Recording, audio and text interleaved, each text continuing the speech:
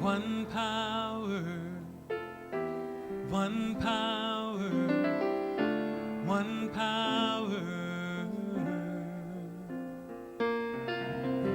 one power, one power, one power. There's one power invisible, yet we see it everywhere in everything. There's one power indescribable, yet we speak of it in every word we say. Mysterious until you know the truth, as simple as the love inside of you. Call it God, call it Spirit, call it Jesus, call it Lord, call it Buddha, Baha'u'llah, Hashem, or Heaven's door. It's Muhammad, it's your mind, it's your soul, or it's your sign. It's the universe, it's music, Mother Earth, or Father Time. But whatever name you give it, it's all one power, can't you see? Whatever name you give it, it's the very air we breathe. Oh, it's the power of the love in you and me. One power, one power, one power. It's one power, one power, one power. Let's take a moment of reflection together as we begin. Allow yourself to relax through a few deep breaths or through a soothing thought like, just let it go. My relaxed body feels the peace of God's presence around me, through me, as me. There is only one creative force in the universe. I am never separate from it. Right now, I feel into I am, my place of resource and possibility, opening, sustaining, enduring. The I am experience returns me to deep inner peace. From peace comes wisdom, strength, love, whatever I need to meet the future, known and unknown. I activate a living faith in peace and discover what I most need to draw from within. Such sacred time often reveals the best next step. Whatever the challenge, whatever the obstacle, it can be broken into a just right-sized bite. I drink often and deep from the well of inner calm. It sets things right. My nudge for action may come now, or it may come later, from inside me or some random event. I will be watchful. I will be awake. The universe holds me. I listen. I cannot get lost this way. As we share our love and goodwill with one another today, we feast from a deep well of limitless supply. Together, we move in belonging and connection into an ever-expanding wholeness. And thanks be that it is so. It's the moment of creation. It's an everlasting peace. It's the freedom of forgiveness. It's the sweetness of release. It's the joy of inspiration. It's the sunlight on your face. It's the birthright of all nations. It's the boundlessness of space. It's the beauty of the baby, the serenity of sleep. It's the anger we abandon for its love that's most deep. It's one power.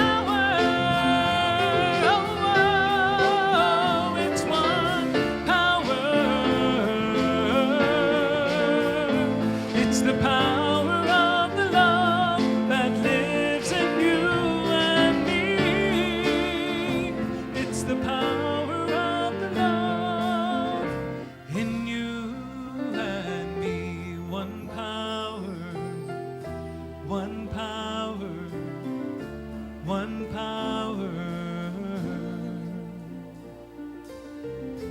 There's one power, one power, one power.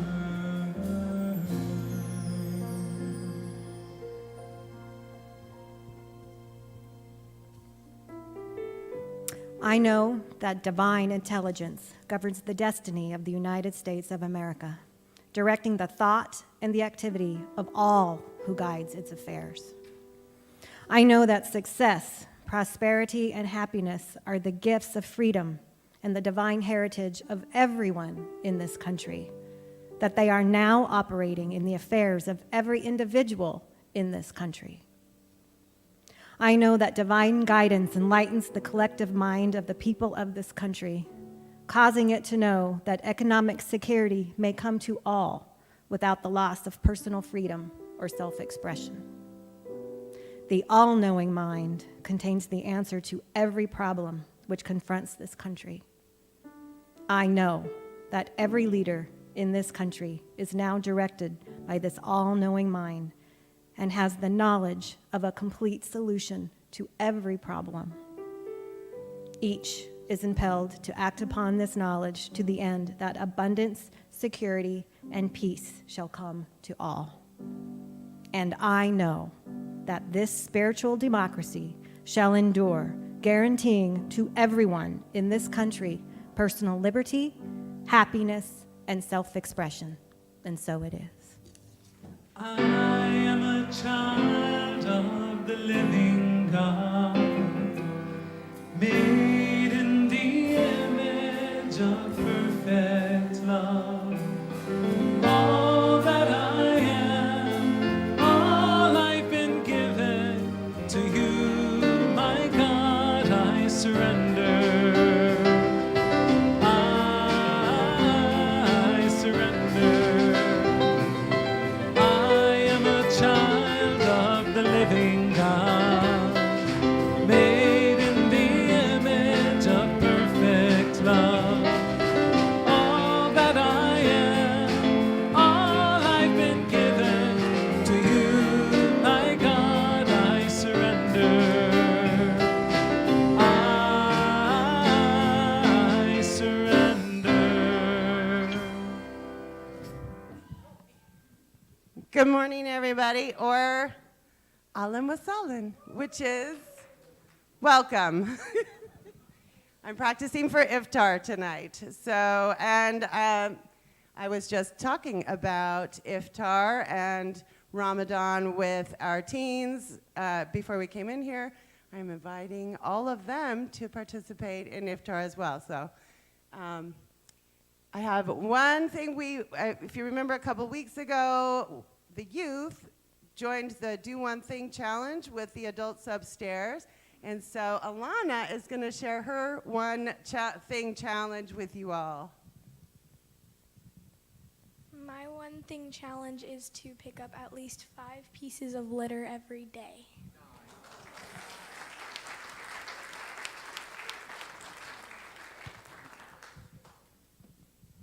Okay, please help in blessing our youth. Thank you for being our family. Thank you for being our friend. Thank you for blessing and teaching us. God bless you. Amen. All that I am, all I've been given to you, my God, I surrender. Thank you, Stacy, and all the youth. We are often inspired by your work. Welcome, everyone, on this Memorial Day weekend, Sunday. It's a little bit thinner crowd this day, but that's no less enthusiastic that we are all here and together. You are welcome. I am welcome. Everyone is welcome here at Unity in Lynnwood.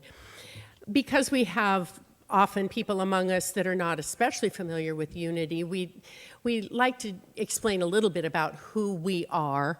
The unity movement is a very inclusive movement. And so you will say, whoever's up here, repeat every week, all people are welcome here. We encourage people from different backgrounds, different faith traditions, different lifestyles, different orientations. We like diversity, and we believe it to be our strength. And an interesting thing about unity is that if you get to asking, you'll discover that most people here didn't grow up in unity, and that's different than it is in some gathering places. There is an interesting question. You might hang on to it because it could come in handy when you go across the hall for refreshments. Where have you been, and where are you coming from? If you happen to be talking with a unity, natural-born unity person, the conversation will be a little short, but many of them will be long and juicy. And it got me thinking about where I've been, because when somebody asks me that question, what's your spiritual background, the first words that come to my mind are, well, I've spent most of my life as a spiritual nomad. And it made me stop and pause and really ask myself, what was it 8.5 years ago that made me give up the wandering and decide to come back here week after week after week after week? In truth, there is a lot I have loved about wandering, but I'm going to just share 3 reasons. There are many more, but here are 3 reasons that popped up for me about why I don't wander so much anymore. I love freedom, and I guess that's probably part of the wandering business. I have loved going different places, reading different things, seeking different wisdom teachers, and feeling the freedom to go where I wanted. But I didn't have to give up freedom when I came here, because many of you love seeking out the different traditions as well and listening to the many different teachers as well. And we have rich opportunity to do that here. So I didn't have to give up freedom. We are encouraged to be our authentic selves here. And doesn't that help all of us just kind of take a sigh, relax a little bit, feel comfortable, feel more at home? We don't have to be perfect. We get to make mistakes. I even demonstrated that first time around. I thought maybe it's bad luck to say this right out loud. But if we do make a mistake, we get do-overs here. And so that's kind of a nice atmosphere, I think, for taking a risk and growing outside our comfort zone. I think the third one, it really seals the deal for me. It's community. And I don't just mean a bunch of people that get together often enough that they recognize each other's faces. There's a real spoken and unspoken commitment that when we show up, people here are loving, caring, warm, supportive, accepting. And I just experience this as a tremendous antidote to what I'm calling the shadow of American culture, that rugged individualism that has been carried so far, that many feel truly isolated and alienated and disconnected, and there's such pain in that. So we don't have to experience that kind of pain because of our community that gives us a place for belonging and connection. I'm very happy and grateful to be a member of this vibrant community. Every Sunday, we do gather across the hall following service for refreshments, little coffee, tea, conversation. Today, the Board of Trustees is providing our hospitality, and there's something going on in there called a dip contest. So come on over, across the hall, engage in some good conversation, and be sure to cast your vote for your favorite dip. I want to thank the Board of Trustees for their work doing that, and for any and all donations that are given today during hospitality. They will go straight to the building fund. I hope you can stay and join us. Prayer is a foundational tool in unity because prayer has to do with the way we choose, the way we use, the way we direct our words, our thoughts, which we believe to be powerfully creative. I turned to one of my stops on my nomadic path when I recently pulled a book off my shelf by Rachel Naomi Remen. Some of you may know her. I discovered her 20 years ago. Not considered probably officially a spiritual writer because she doesn't have a divinity degree. She has an MD degree. And she has a family heritage that her immigrant Russian rabbi grandfather was a deeply influential person in the first 7 years of her life. Rachel wrote in one of her books about prayer, and I was shocked to realize how consistent it is with what we teach here at Unity. She said prayer is not a way to get what we want to happen, like using a remote control on the TV. Prayer is less about asking than it is about relinquishing our attachments. Fear, even hope, can be an attachment. And these words I know we've heard from Charles and Myrtle. She also said, when we pray, we don't change the world, we change ourselves, we change our consciousness. When we pray, we stop trying to control life and we remember that we belong to life. It is an opportunity to experience humility and to recognize grace. Sometimes the most powerful prayers are very simple and may sound like, may I be helped to do the right thing. May I be useful. Through such prayer, we move from mastery to mystery. At Unity in Lynnwood, we have a vibrant prayer ministry with a growing number of prayer chaplains, I understand. They service not only on Sundays, but throughout the week. On Sundays, they're here to support us in individual prayer. If that's our need of the day, we can come up here at the end of service. They wait for us here. This happens to be prayer Sunday, so they will also be available back in the family room behind the sanctuary. And they are offering a divine wholeness session, which is simply a placing of hands on shoulders in silence to open to the movement of spirit within, around, through, and between us. Every Sunday, several other ways of requesting prayer support are available. You'll find a prayer slip. It looks like this right in the back of the chair in front of you. And if you have a prayer request, don't hesitate to write it there and slip that into the offering basket. And then we have other standing ways available to us always. You'll find them in the bulletin. We always have a confidential prayer line. You can call any time of any day. You can follow prayer links on our website and leave a prayer request there. And if you have downloaded the new Unity app on your smartphone, with a few clicks, you can leave your prayer request there. Could the prayer chaplains that are with us right now please stand so we can just say a thank you for the hours of service you give us.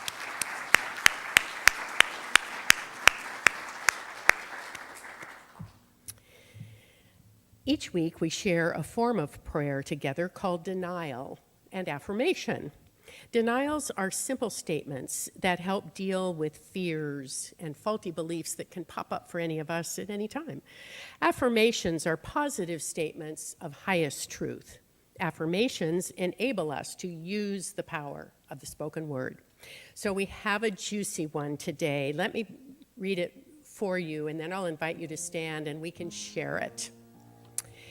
Rather than the easy rhymes of a common life, may my page in the book of life be splotched, smudged, smeared with the technicolor prose of a soulful incarnation.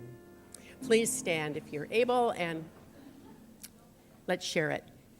Begin. Rather than the easy rhymes of a common life, may my page in the book of life be splotched, smudged, and smeared with the technicolor of a soulful incarnation. And while we're on our feet, it's a good time to say hi to each other.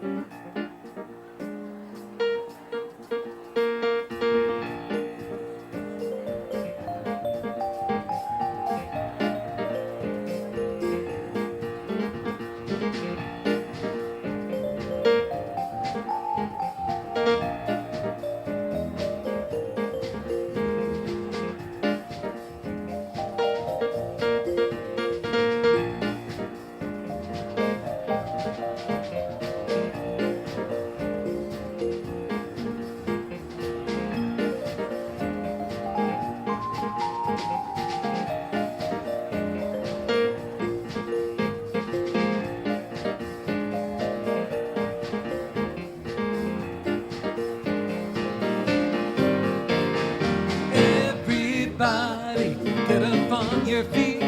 See the light in everybody you meet. Everybody, get up on your feet. See the light in everybody you meet. Let us be reminded of who we've come to be. We are love, we are one big family. Hey, hey, yeah, yeah. Hey, hey, hey, yeah, yeah. Everybody, get up on your feet. See the light in everybody you meet. Everybody, get up on your feet. See the light in everybody you meet. Let us be reminded of who we've come to be. We are love, we are one big family. Hey, hey, yeah, yeah. Hey, hey, hey, yeah, yeah.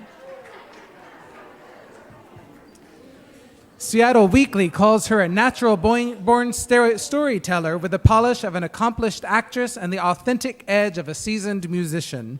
As a recording artist, Tay Phoenix has garnered international attention with her tremendous voice, which is absolutely true, and elaborate and educated songwriting.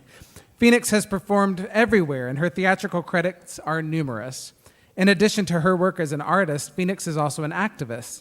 She routinely performs her feisty original protest music at rallies and marches around the Seattle area, and you are in for a treat. Will you please welcome Tay Phoenix?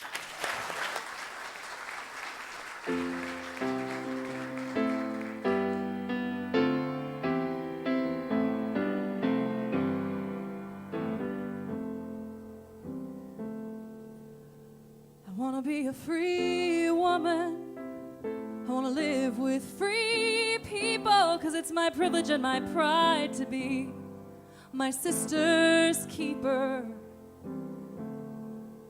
I want to be a free woman. There's plenty tried to hold me down who know I'm not easy to drown.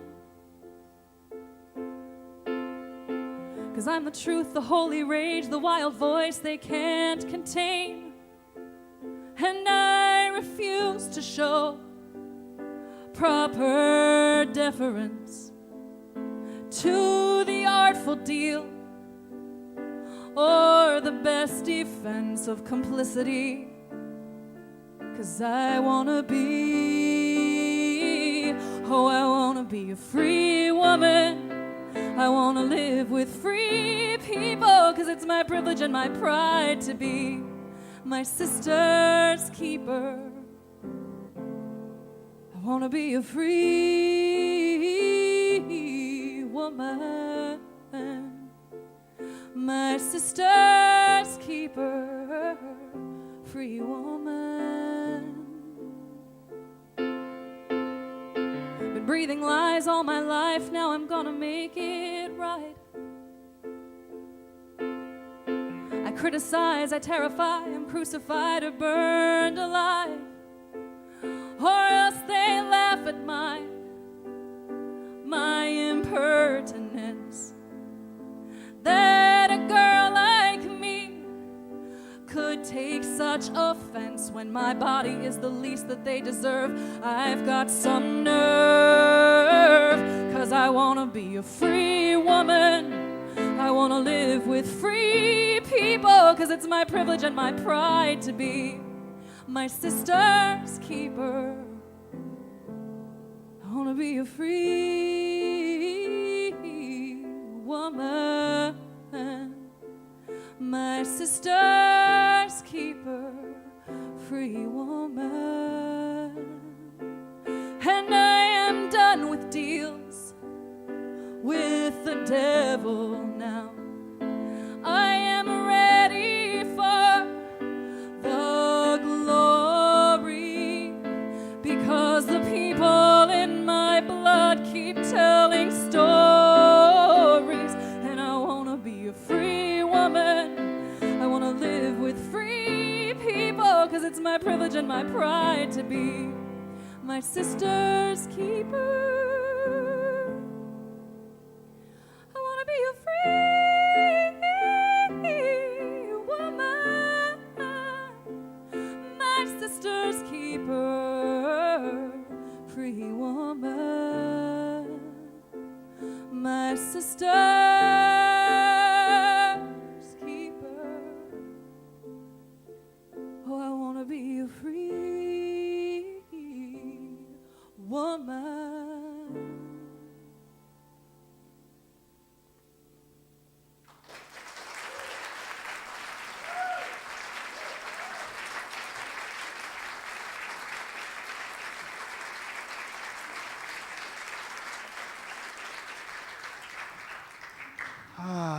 Good morning, Unity in Lynnwood. Good morning, Unity in Lynnwood.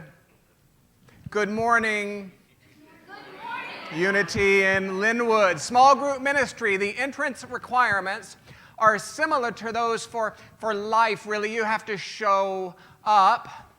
Those highlighted in yellow are our upcoming events. All are available to you. Have you ever considered running for Unity in Lynnwood's Board of Trustees? Have you ever found yourself asking, what exactly is it that these people do anyway?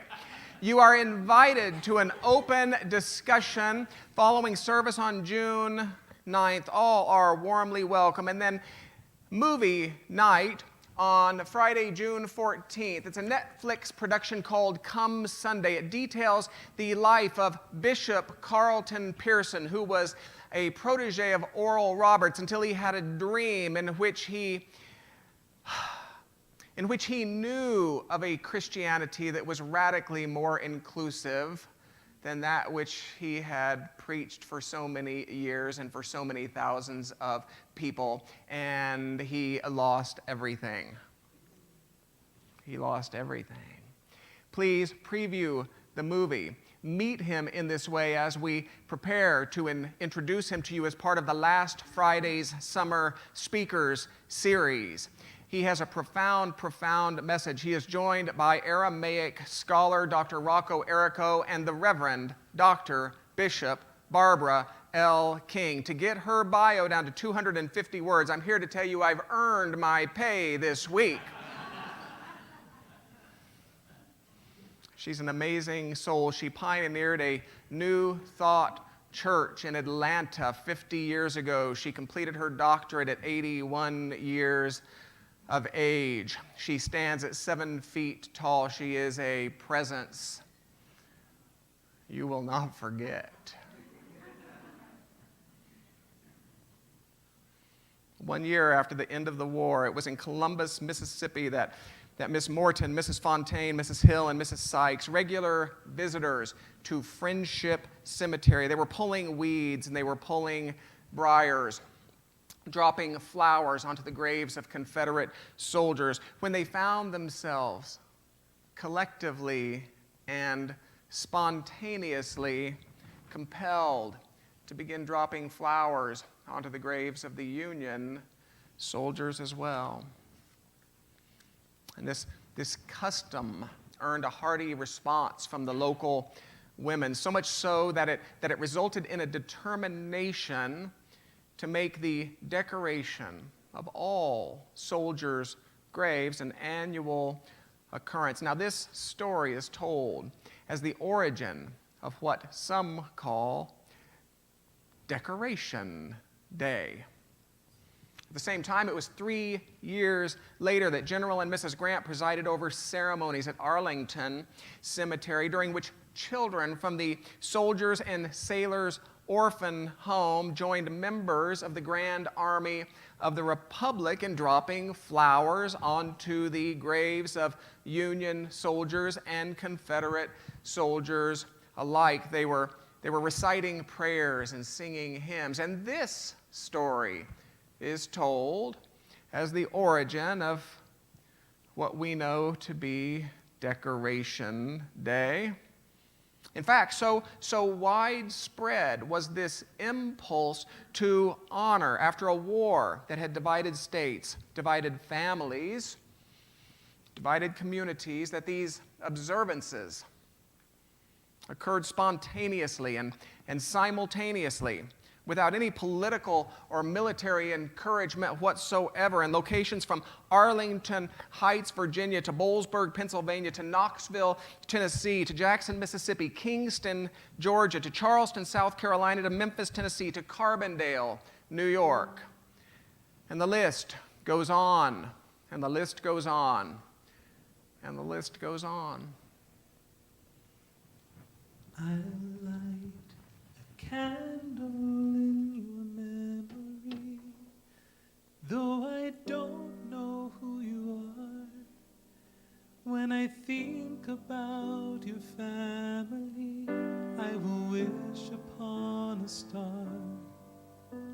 I pray that they'll find peace I pray they'll make it through.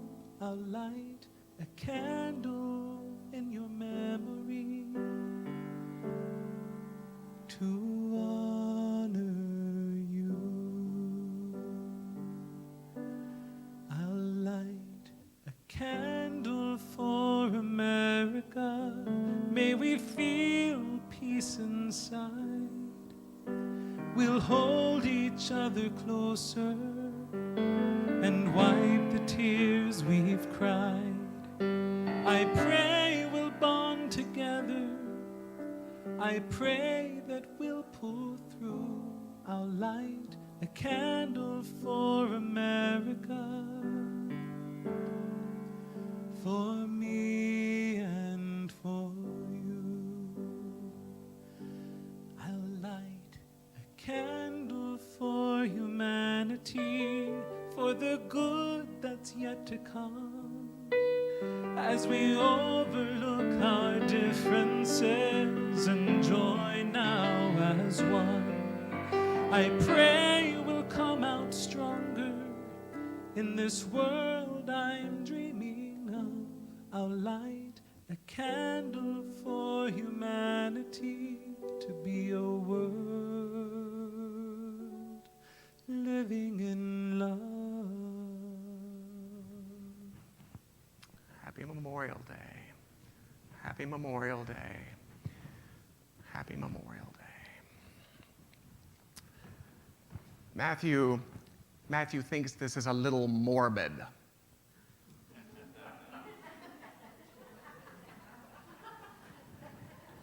He thinks it's a little morbid, but I have to tell you, I have my memorial service planned. I mean, I've selected the readings, I've chosen the songs, I've even enrolled an officiant. I mean, I have Plan A material, I have Plan B material, I have Plan C material. If I could run the rehearsal, welcome the guests, pass out the spring rolls, and scatter the ashes, I'd be right there in the middle of all of it. Half of them over Puget Sound, the other half over Sheridan's frozen custard, by the way, in case you're curious. I even dropped the idea that I think it would be fun to make a farewell video for the service, chatting to the audience about death, about what it is, about what it's not, offering words of comfort, offering words of thanks, telling a joke or two, and otherwise basically assuring that I get the final word in all of my earthly doings.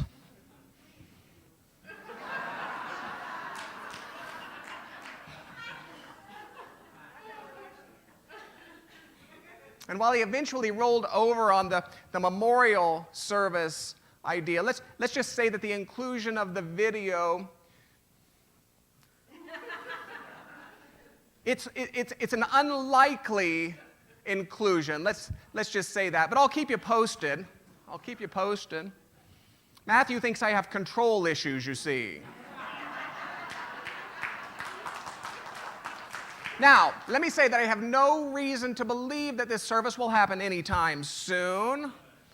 Go ahead, plan your European vacation. Go ahead and purchase your Disney cruise tickets. You're good to go. But you have to admit, if it does happen soon, the poetry of this introduction will become the stuff of internet legend. Minister speaks of his memorial service before being struck by wayward space debris, or minister speaks of his own memorial service before being engulfed by dragon fire. That's for my Game of Thrones friends, by the way. You're welcome for that. I may not know you, but I do know what you won't be doing this evening.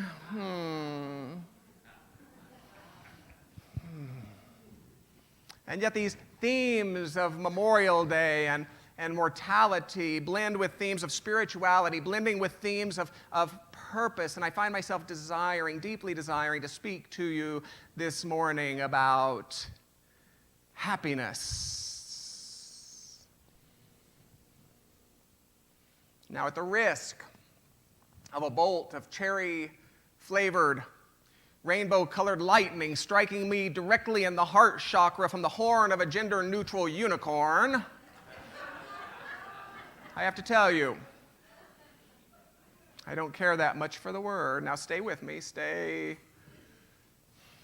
with me. It strikes me as somewhat fragile, maybe even a little cheap, fleeting, vaporous, dependent upon transient matters for its own existence. I mean, I arrive at my favorite restaurant and I'm happy. They're out of my favorite scone, and that happiness shatters. I finally tell another that I love him, her, they, and I'm happy. Well, he, she, they responds by telling me that they really like me a lot as well. And that happiness cracks. I go for the first evening run in years, and I'm happy. I get up the next morning. Oh. That happiness retreats. I give my full heart to a relationship, and I'm happy. And then that relationship ends. For whatever reason, that relationship ends, and that happiness dissolves. Happy.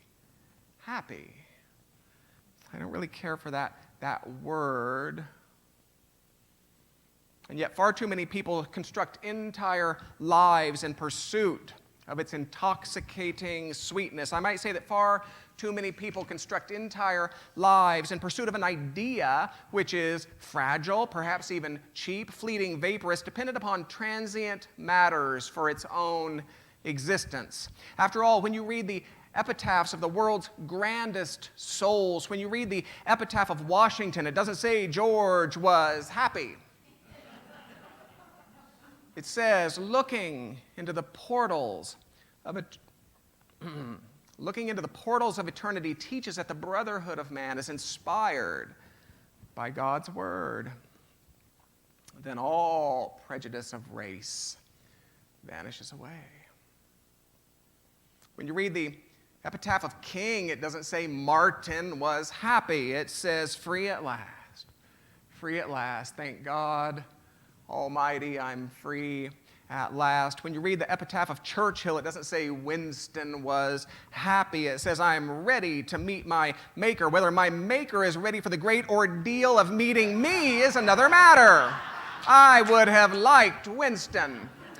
He may have been slightly sassy. Jefferson left explicit instructions, even detailing the quality of his stone and sketching the shape of the monument. And I quote the following, and not a word more. I think Thomas may have had control issues. I might be in good company after all.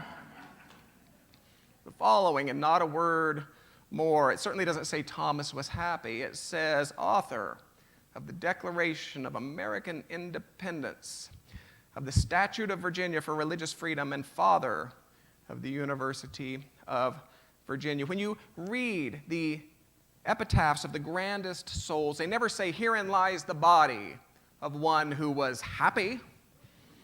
And by the way, they never say, herein lies the body of one who was perfect either. Not one of these men existed beyond the reach of the shadows of his own humanity. If you're waiting for your imperfections to fall away before you give yourself to the world, you are wasting your time and deluding yourself. When you read the epitaphs of the grandest souls, they never say, herein lies the body of one who was happy. When you read the epitaphs of the grandest souls, they always offer some iteration of, herein lies the body of one who had purpose.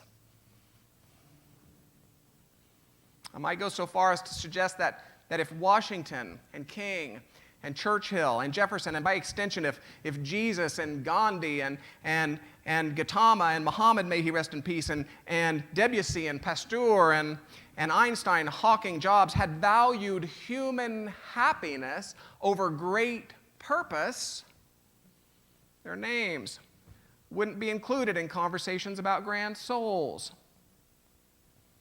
I might go so far as to suggest that a life committed to human happiness is seldom friend to great purpose. For a life committed to great purpose is never stranger to discomfort. For you see, in the same way that happiness is fragile, cheap, fleeting, and vaporous, purpose. It's difficult. It was Emerson, whose birthday we celebrate this weekend. He said it this way, and I quote, "Whatever you do, you have to have courage." He said, "Whatever course you decide upon, there is always someone to tell you that you are wrong." There are always difficulties arising that tempt you to believe that your critics are right. To map out a course of action and to follow it to an end requires some of the same courage that any soldier needs. Peace has its victories, but it takes brave men, it takes brave women to win them.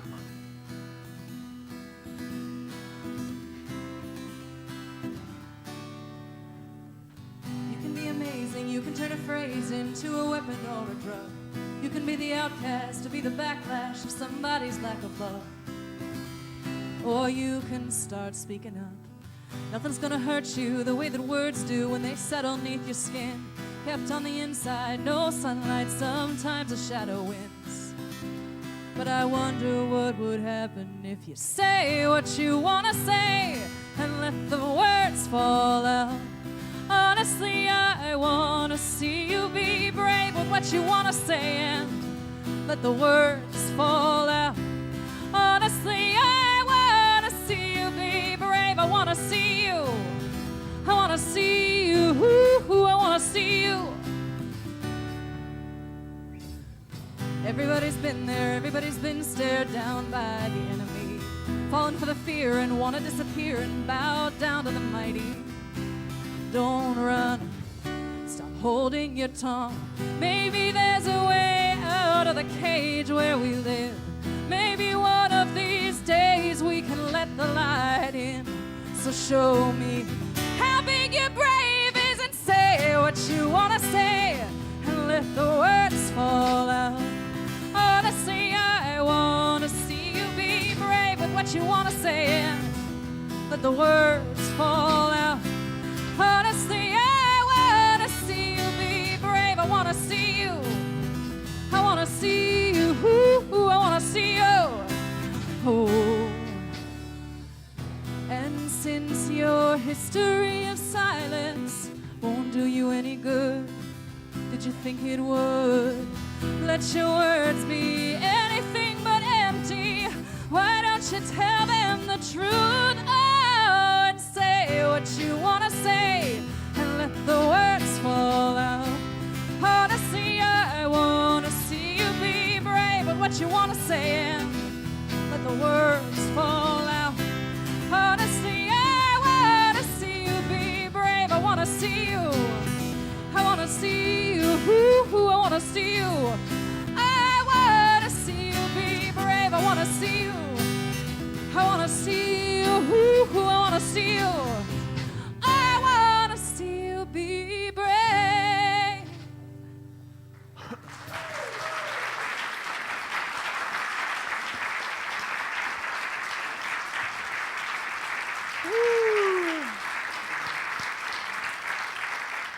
So here's the uncomfortable news for you this morning. It was a popular minister. I don't recall her name, but she said it this way: "May church be a place where all are safe and no one is comfortable." I quite love that. So here is the uncomfortable news for you this morning. Take a deep breath. You might shield your eyes. This is the moment for that unicorn lightning. Your soul isn't here for happiness. Your soul is here for purpose. Today's denial and affirmation read as follows: "Rather than the easy rhymes of a common life, may the page in my book of life be splotched, smudged, and smeared with the technicolor prose of a soulful incarnation. You aren't here to have your humanity comforted. You are here to have your divinity ignited." In fact, I would say that happiness, left to its own devices, is often central to the human problem. Happiness is often central to the human problem because happiness is a me pursuit, which all too often gives rise to greed and selfishness, to short-sightedness and apathy. It's a me pursuit that all too often prioritizes profits over people and principle and possibility. It's a me pursuit which would perpetuate disease and crime, addiction, and unthinkable cruelty, because these, somewhere down the line, pay the bills on somebody's yacht. It's a me pursuit which would finance an immediate pleasure for a long-term note. A bad idea for you as an individual, a bad idea for us as a planetary family. And purpose is all too often central to the human correction. Purpose is central to the human correction because purpose is a we pursuit in which our vision is lifted from the immediacies of greed and selfishness and short-sightedness and apathy to the distant horizon of a greater good for all people. It's a we pursuit that looks beyond its own 4 square feet and its own 79 years to the 4 square feet of its neighbors and to the 79 years of its grandchildren, and it commits to a just world for both. Happiness, left to its own devices, is all too often central to the human problem because it's a paradigm rooted in the appearance of separation. Purpose is central to the human correction because it's a paradigm rooted in the eternal truth of our oneness. And this speaks to the path of spiritual awakening. While we've departed that garden of idyllic unity for an incarnation that we might experience up and down, light and shadow, male and female, beginning and ending, joy, sorrow, sweet and savory, even in the midst of this incarnation, there's something within us that remembers that garden of idyllic unity from which all individuated and to which all must ultimately return. In other words, there's something within us that remembers our highest nature within the eternal unity of an infinite God. And this is what the spiritual awakening is, perhaps. Spiritual awakening is a remembering of our highest nature within the eternal unity of an infinite God. And as such, spiritual awakening always calls us to become more as individuals, as it calls us to come together as peoples. Spiritual awakening calls us to stretch beyond appearances of race and age and gender. Spiritual awakening calls us to reach across the aisles of politics and orientation and religion. Spiritual awakening, this remembering of our highest nature within the eternal unity of an infinite God, calls us to drop flowers onto the unadorned graves of our planetary family without any regard for anything other than the compulsion to do so. And although you, like these 4 women, are certain to find yourself surrounded by more than a few symbolic Southerners for whom your awakening will prove uncomfortable, I might say that while the moment might not give immediate rise to an experience you would call happiness, it will ultimately leave you basking in the sweet fragrance of a soul so deeply satisfied that the discomfort is quite simply worth it. And that's what purpose does. Purpose gives each of us a container large enough to contain both the happiness and the unhappiness of a human experience. The summary is best offered by Emerson. And I quote, he says, "Be yourself. No base imitator of another, but be your best self." He continues, "There is something which you can do better than all others. So listen to that inner voice and bravely obey that. Do the things at which you are uniquely great. Do not be tempted into the things you were never made for in the first place." Say what you want to say and let the words fall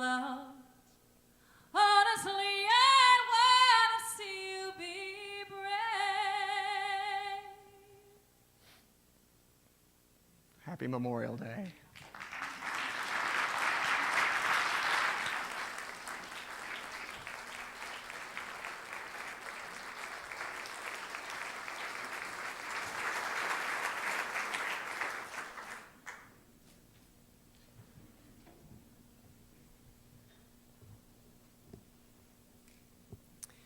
Thank you.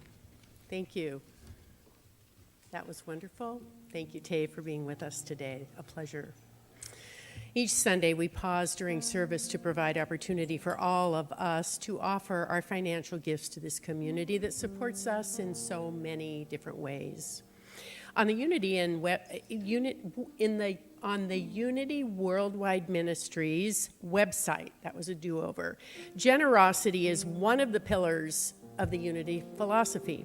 And Charles Fillmore spoke to generosity as he said, "We are striving to educate people on this question of giving and receiving, to let their own experience prove to them that there is a divine law of equilibrium in financial matters and all matters that corresponds to the law of balance and poise that holds the very suns and planets in place." As always, your gifts are received with sincere gratitude and appreciation. That goes for folks that are present, and also we extend gratitude to anyone on our online community for their donations as well.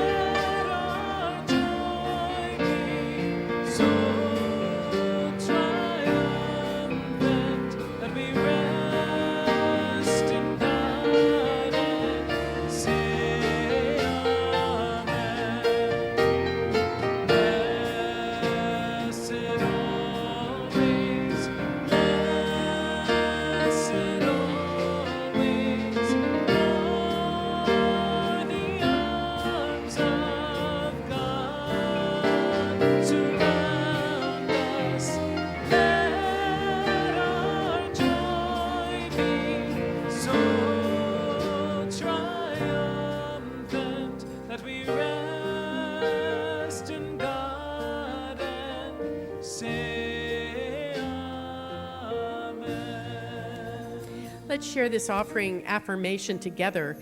God is my source, God is our source, and that source supports the evolving, unfolding, soul-stirring idea that is unity in Lynnwood in miraculous ways. And so it is. Thank you, ushers, very much for your service this morning. We like to pause about now as well, just to recognize anyone who might be with us for the first time. We don't ask you to stand or speak. We just have a special thank you for being here to direct your way. If you wouldn't mind raising your hand if this is your first time, we can do that. And I don't see any hands. I do see a hand or two.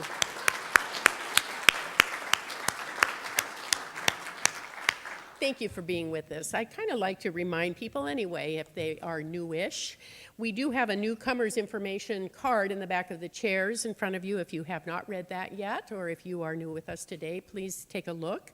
It tells you a little bit more about what goes on here, as does this welcome packet that you could pick up. It's a DVD. It's right to the left of the door as you exit the sanctuary. If you would like to be on our mailing list, in the chair there is also a stay in touch card, or if your address maybe has changed. It only results in a couple of emails a month, so we do not inundate you, that's for sure. We also do invite you to stop by our bookstore if you're new with us. We are offering a Daily Word complimentary copy. It's handy, tidy, could even fit in your pocket if you have cargo pants or a purse. And it has short affirmations, short little readings for each day on a topic that is a wonderful way, I have found, just to start my day with an uplift. Please take advantage of that gift. As always, for details and registrations, please visit the Welcome and Information Station at the back. It helps us stay on top of what's happening here. And please hold your applause here as I now announce the flower dedications. There are several. Pat Williams is dedicating in honor of Lloyd Swanson's 95th birthday.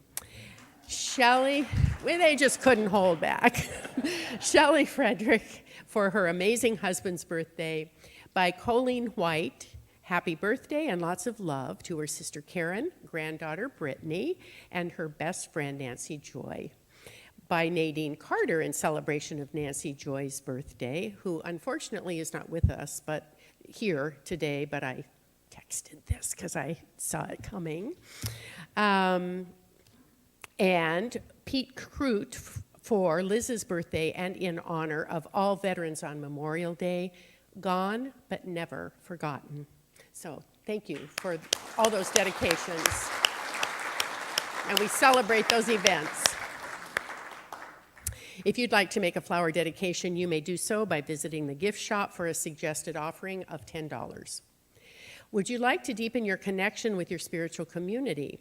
Please join Michelle Focos and Michelle Van Eyck today, Michelle Squared at the back of the room, for a fun afternoon of interactive exercises designed to strengthen your current connections and cultivate a deep sense of community. Fun will be had and lunch will be provided. Join Rabbi Ted Falcon for 2 upcoming events. This Saturday for Creating a Spiritual Journal. Revisit the journal process as a tool for spiritual wakefulness and remembering. Monthly, weekly, and daily practices offered to better celebrate our journey. And Saturday, June 8th for Spiritual Saturdays. Share the healing space of the traditions of the Jewish Sabbath as understood and interpreted by Rabbi Ted Falcon and supported by Tay Phoenix. So, rich. Please move from table to table, meeting team leaders and discussing opportunities to connect and support next Sunday following both services during Unity in Lynnwood Summer Volunteer Fair. Have some fun and make a difference. And on June 16th, the local humanitarian outreach ministry hosts the Blood Works Northwest mobile van from 8 a.m. to 2 p.m. Please consider giving 45 minutes of your time to donate life-saving blood.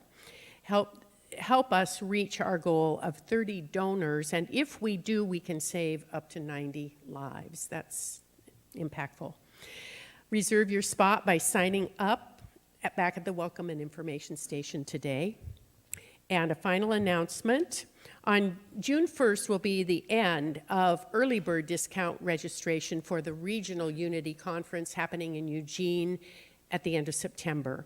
You can register using a form there at the Welcome and Information Station or online at unityinlynnwood.org.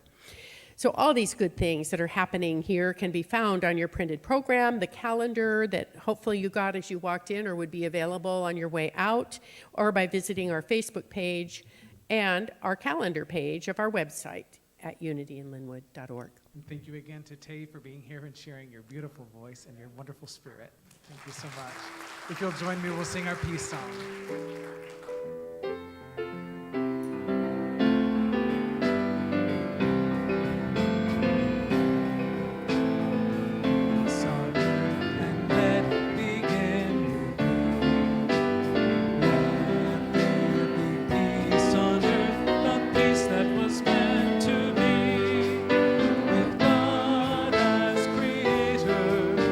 United all are we.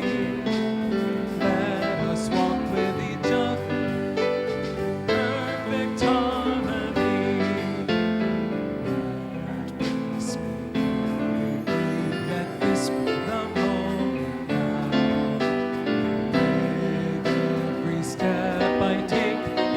be my joyous vow, to take each moment and live each moment in peace eternally. Let there be peace on earth, and let it begin with me. If you've been here a while, you know that we are hosting the Islamic Center of Puget Sound during the holy month of Ramadan here at our center. They are in prayer every evening. We've been invited to join them this evening for iftar, for the breaking of the daily fast. Last week I announced to gather at 8:30. Tonight I've been asked to announce that we gather at 8. They're asking us to arrive slightly early. All are welcome. This community and our community, under the leadership of Rabbi Ted, deeply desire to do interfaith work together. After this month concludes, find the face of somebody who looks really kind and just say thank you. And another face and just say thank you. And if they don't look receptive, then let them off the hook, but say thank you. Last week, we were granted the opportunity by two generous donors who, largely unbeknownst to each other, offered a challenge grant, and you stepped up and maximized it to the tune of $28,000. So from my face to your face, thank you, thank you, thank you. Let's take a deep breath. If there's a first name of any soul you would like to introduce into this consciousness, please just speak it now.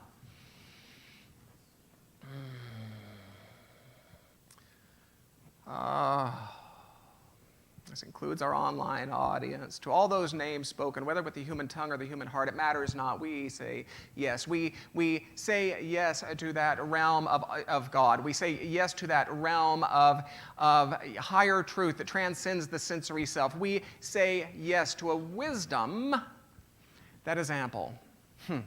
We say yes to a life that is eternal. We say yes to a sufficiency. Always, always, always, we say yes to love. And conjuring that faculty of imagination, we imagine ourselves somehow being lifted into this higher awareness, being lifted into this God frequency, if you will, inviting, welcoming, and encouraging all who desire to take the trip with us to do so. We close this time of decision, this time of divine argument, this time of treatment, of prayer, by lifting our voices with something of a faith, with something of a boldness, and speaking together these closing words. There is one power and one presence in, through, and around all creation. So we go forth as the eyes of divine love, as the tongues of divine wisdom, as the hands of divine sufficiency, let's hear it now, and the bold and ready hearts of divine life. Have a great week.